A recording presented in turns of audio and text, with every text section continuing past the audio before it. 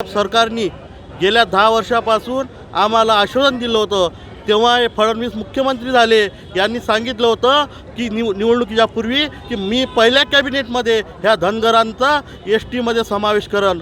या गोष्टीला 10 वर्ष होऊनही या फडणवीस सरकारने त्यावेळेसही दखल घेतली नाही। त्यानंतर आजही ते उपमुख्यमंत्री आहे, आजही ते कुठल्याही प्रकारे दखल घ्यायला तयार नाही। उलट आमच्या धनगराच्या विरुद्ध अहवाल तयार करून कोर्टात दाखल करून कोर्टाची दिशाभूल करून आमच्या सरकारने अन्याय केलेला आहे। या अन्यायाच्या विरोधात आम्ही सर्व रस्त्यावर उतरलेलो आहे। आज आम्ही तन मन धनाने सर्व शक्तीनिशी आज आम्ही अमरावती लोकसभेला असलेले उमेदवार बळवंतराव वानखेडे यांच्या पाठीशी सर्व उभे आहोत। ते उद्धव ठाकरे गट, शरद पवार गट आणि काँग्रेस गट या तीनही गटा मिळून आम्ही आज संसदेमध्ये बळवंत वानखेडे सामान्य जनतेतल्या माणसाला पाठवणार आहे, कारण की आमच्या समाजावर अन्याय झालेला आहे। पुढे असे अन्याय होत राहतील। या यशवंत चव्हाण सारखी घरकुलाची योजना आहे आमच्या धनगर समाजासाठी आहे, मात्र एकाही धनगराला, महाराष्ट्रातल्या एकाही धनगराला त्या घरकुलाचा लाभ भेटला नाही। फक्त हे जी-आर काढतात, मात्र समाजाला न्याय भेटत नाही। म्हणून आम्ही या न्यायासाठी, या हक्कासाठी आम्ही सतत